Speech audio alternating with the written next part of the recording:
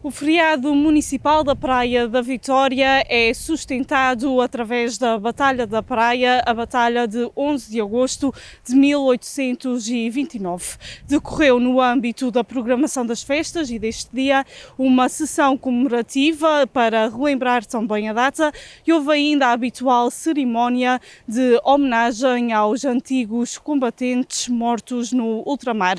Vamos ver então como decorreram aqui as comemorações do 11 de agosto deste feriado municipal.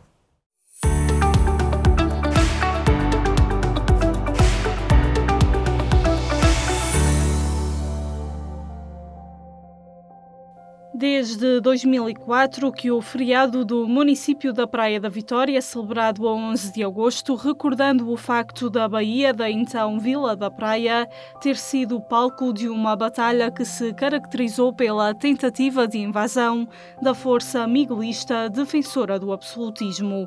A derrota perante os liberais foi fundamental na história portuguesa e, decorrente desta batalha, através da Carta Régia de Dona Maria II, é atribuída à Vila da Praia o título de Muito Notável e acrescentado o nome de Vitória. Hoje a batalha de 11 de agosto continua a ser recordada e, apesar das lutas serem outras, há que preservar os títulos atribuídos.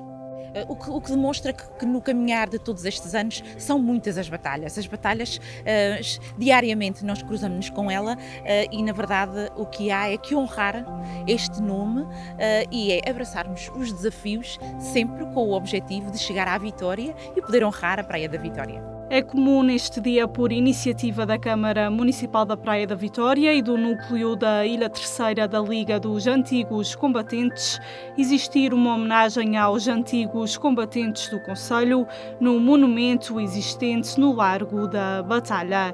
Uma cerimónia de reconhecimento a quem também deu nome à Praia da Vitória, a quem partiu em combate, mas também de forma de agradecimento a quem ainda se encontra vivo com a entrega de medalhas. Portanto, a finalidade da gente fazer a comemoração do aniversário do combate aqui da Batalha da Praia da Vitória deve-se única e simplesmente para rememorizarmos os nossos antepassados, antigos combatentes. Claro que junta-se o útil ao agradável, que é essa situação de os antigos combatentes naquela época, que o senhor, a doutora ali, o Dr. Jaime Regalado fez o favor de comunicar aí, explicar a situação, e nós é um ano mais recente, é desde 1961 até 1975. Nesse período tivemos combatentes aqui, naturais aqui da Ilha Terceira, que faleceram, infelizmente, a dar o seu melhor pela pátria portuguesa no ultramar. E é isso é que nos obriga espiritualmente a gente estar aqui presente anualmente. Até ao fim do mundo, do planeta, como queiram, os veteranos de guerra, antigos combatentes, têm que ser sempre lembrados, porque se não for essa situação, a gente obriga-nos a pensar que o povo português que é fraco de memória na sua história, o que não é verdade. Por isso mesmo a gente vai trabalhando assim, temos instituições que convidam a gente para dar palestras e vamos colaborando desta maneira, para não esquecermos os antigos combatentes que defenderam a sua pátria.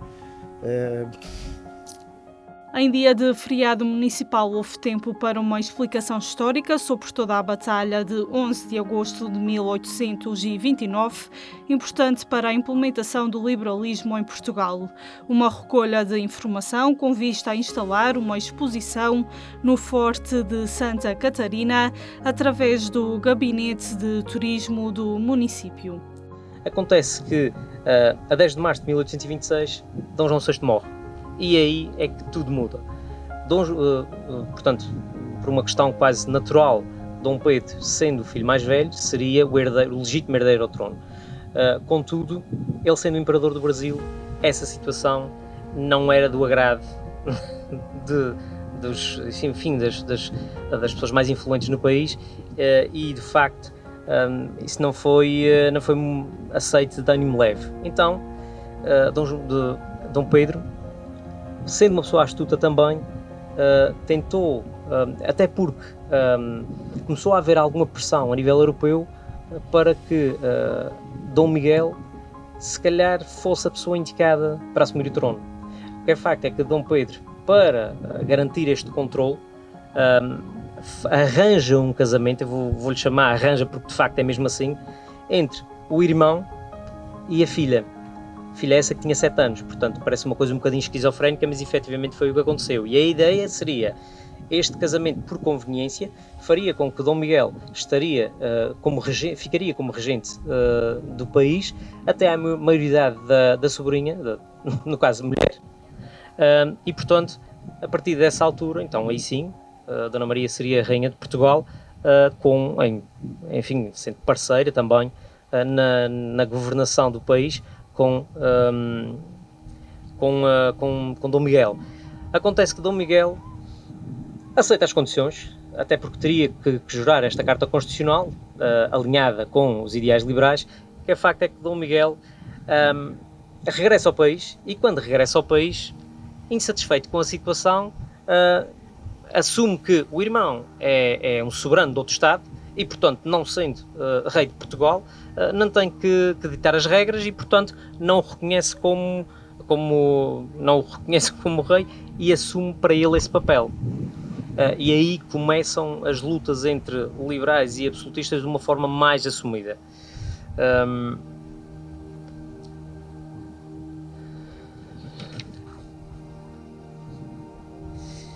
E foi neste clima de crispação entre a liderança de Dom Miguel e Dom Pedro, ou uma tentativa de liderança de Dom Pedro à distância, que Manuel Tovar acaba por vir para os Açores. Portanto, apesar de ser uma pessoa moderada e apesar de ser uma pessoa que tentou levar, como se diz regularmente, levar a água a bom porto, efetivamente apanhou um período muito conturbado da vida aqui na Ilha Terceira. E nesse processo, quando chegou à Ilha Terceira a notícia de que o poder já estava na mão de Dom Miguel, Tovar acaba por ter uma postura de alinhar-se, de certa forma, com Dom Miguel, prender aqueles que defendiam localmente os ideais liberais e acaba por, de forma a estancar a situação cá, acaba por deportar algumas dessas pessoas para as restantes ilhas dos Açores.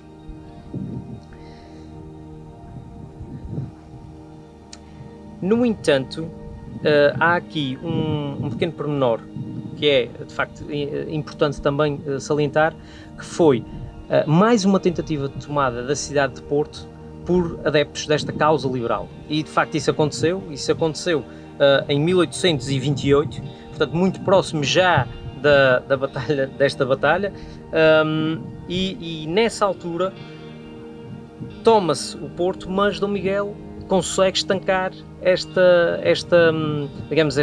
tentativa de revolta, embora que a cidade tenha sido tomada, mas efetivamente depois Dom Miguel conseguiu estancar. E o que é facto é que a notícia, apesar de Dom Miguel ter chegado cá à ilha, que Dom Miguel já era rei, criou-se aquele clima um bocadinho de instabilidade, porque se por um lado havia Dom Miguel no poder, havia ainda uma série de focos de resistência, inclusivamente no Porto, que acentuavam ou que mantinham esta chama do liberalismo acesa. Na Ilha Terceira, quando de facto a notícia chega que Dom Miguel era rei de Portugal, acontece um episódio, portanto, quando a notícia é espalhada, há um episódio em que uma unidade militar que tinha acompanhado inicialmente Stockler para a Ilha Terceira, que eram os Caçadores 5, não se mostraram muito satisfeitos com essa situação, ou seja, seria de esperar outro tipo de manifestação, mas isso não aconteceu, e então Tovar, numa tentativa também de não levar a um levantamento militar, procura desmantelar este batalhão.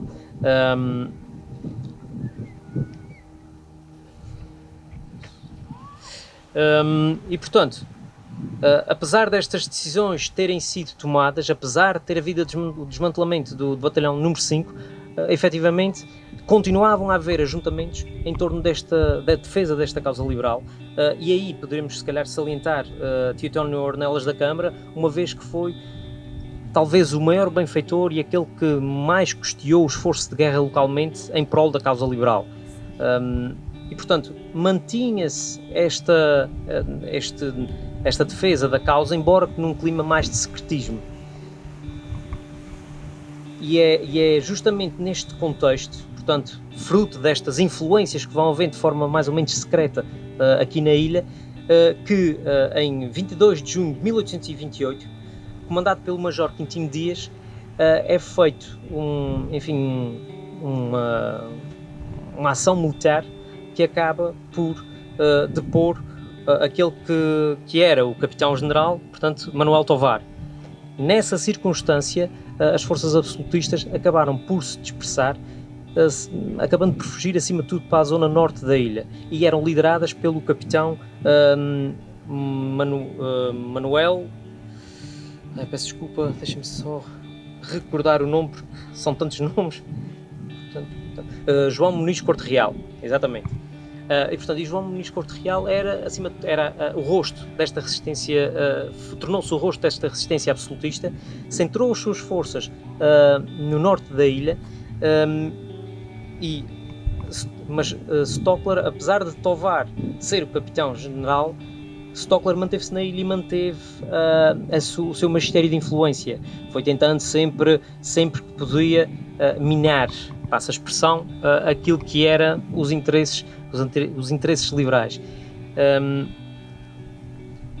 Acontece que o Corte Real acaba por reagrupar as suas forças no norte da ilha, ruma para a praia e acaba por tomar a cidade. E nessa altura nós acabamos por ter, por um lado, em Angra, um governo liberal, e na praia um governo absolutista. Entretanto, na sequência disso, dá-se um episódio que veio a ficar conhecido como a Batalha do Pico Celeiro. Celeiro, não celeiro de celeiro de cereais, mas sim celeiro de nome pela informação que nós conseguimos reunir, de pessoa. Pico do Celeiro, e celeiro com S. Acontece que nessa zona, aquilo que passou a ser apelidado o recontro do Pico Celeiro, marcharam forças liberais vindas de Angra, embora que em menor número, muito mais bem preparadas para o conflito, e saíram da praia e eventualmente de outras zonas em que tivessem colocadas forças liberais até à zona do Pico Celeiro. Efetivamente deu-se ali esse recontro. Os liberais acabaram por sair vitoriosos, embora que em menor número, e nessa altura dá-se se calhar aquele que veio a ser considerado o episódio mais sangrento da presença liberal aqui na Ilha Terceira. Quando dessa vitória, descem no sentido da Casa da Ribeira e nesse percurso até à praia fazem uma série têm um comportamento menos próprio, pilham casas, matam pessoas. Foi, um episódio não muito feliz, mas efetivamente aconteceu e deve ser dito. Chegados à praia, acabaram por tomar a cidade, acabaram por tomar a Câmara, e aí passa a ilha a ser toda ela tomada pelos liberais.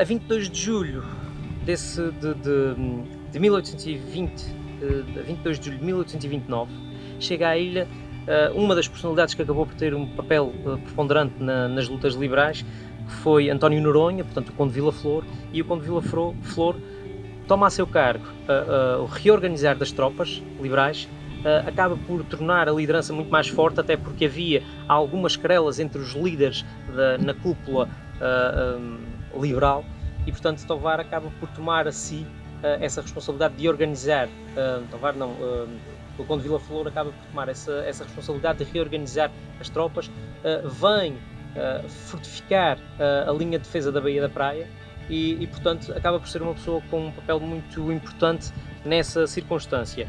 E aqui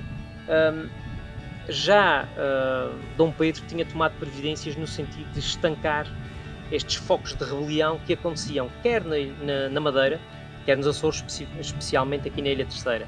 Já havia saído a tal armada de Dom Miguel, já tinha chegado à Madeira, já tinha tomado a ilha. Lá reorganizaram as suas forças e pediram alguns reforços de Lisboa e partem rumo à Ilha Terceira.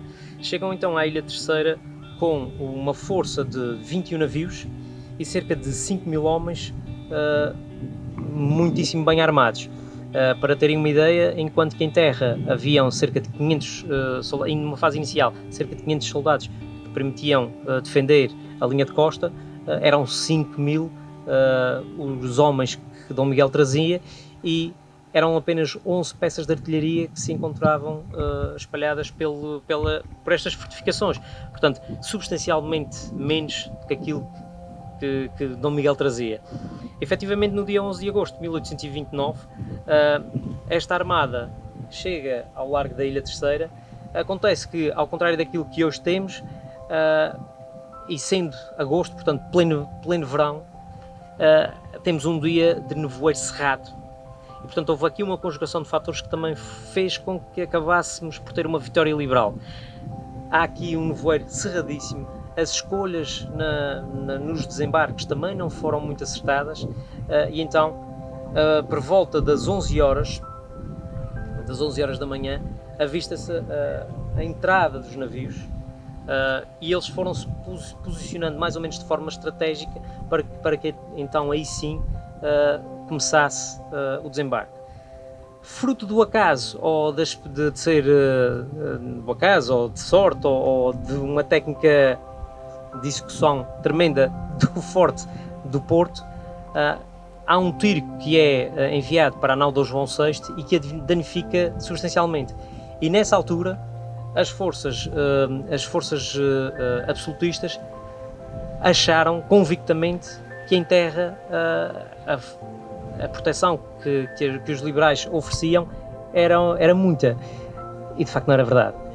Entretanto, ao longo do dia, dá-se duas tentativas de desembarque. A primeira, tentaram desembarcar junto ao forte, entre o Forte do Espírito Santo e o Forte do Porto, que se localizava aproximadamente pela prainha, e portanto, nessa altura, quando tentaram desembarcar, fruto de uma descoordenação entre os líderes da frota, o que é facto é que correu tudo muito mal. No entanto, havendo fortes bombardeamentos dos barcos miguelistas, alguns dos fortes ficaram consideravelmente danificados, especialmente o Forte do Espírito Santo.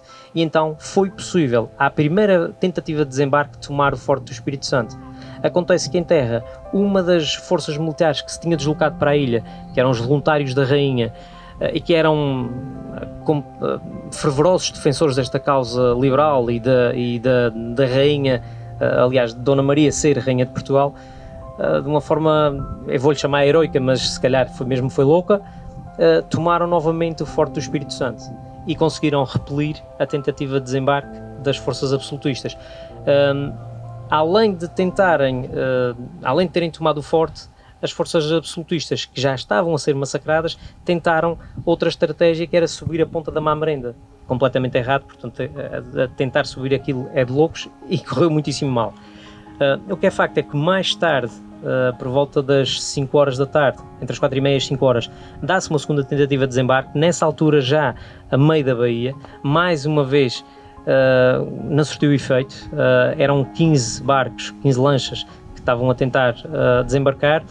3 delas, logo numa fase inicial, foram afundadas, e isso levou a que as restantes achassem que não era boa ideia continuar e regressaram aos navios. No final, portanto, depois disso, há uma série de trocas de tiros, portanto, isto foi sendo continuado. Ao todo, estima-se que foram cerca de 5.000 tiros que foram trocados, e o que é facto é que, por volta das 9h30 da noite, as forças liberais deram-se por vitoriosas, até porque a armada miguelista zarpou e seguiu para, no caso, penso que para São Miguel. Ou São Miguel não, bateram em retirada, e penso que depois voltaram para Lisboa. Efetivamente, depois deste acontecimento e desta primeira grande vitória de Dom Pedro aqui na Ilha Terceira e em favor da causa liberal, as forças que estavam em terra e que gradualmente foram chegando aqui à ilha foram-se agrupando e foram-se preparando para aquilo que veio a ser chamado do Exército Libertador de Dom Pedro, que à época já se encontrava em Portugal, portanto, depois da Batalha de 11 de Agosto, e depois de tomadas as restantes ilhas dos Açores, este Exército Libertador parte da Ilha Terceira, passa por São Miguel e ruma ao Porto, mais propriamente, costuma dizer-se no Mindelo, mas mais especificamente em Renosa de Pampelido, e portanto, a partir daí tomam a cidade de Porto. Acontece que durante um ano, as forças liberais, apesar de parecerem muitas, face ao poderio militar que Dom Miguel tinha no continente português, não foi possível passar do Porto, e então ficaram ali enclausurados durante um ano.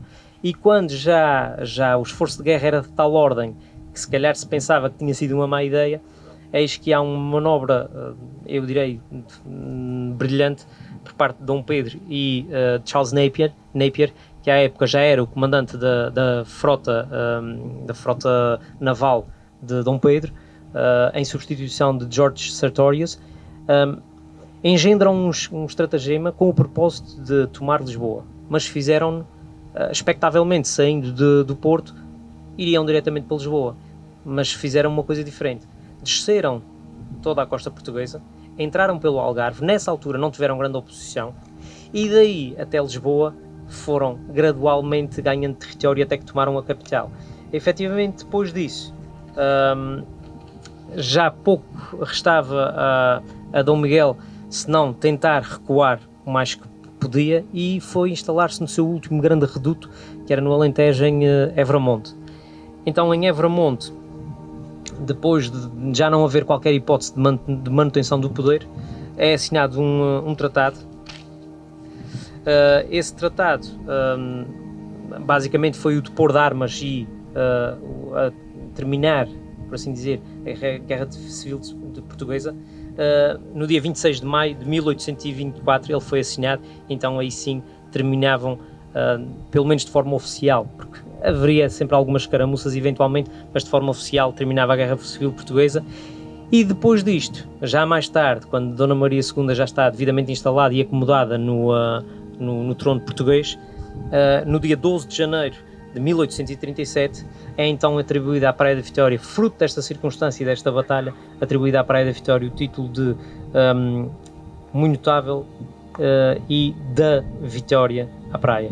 Portanto, isto que aqui celebramos é fruto de toda esta sequência de acontecimentos. Neste dia, mais do que nunca, há que honrar o espírito de sacrifício de quem lutou em defesa dos seus ideais.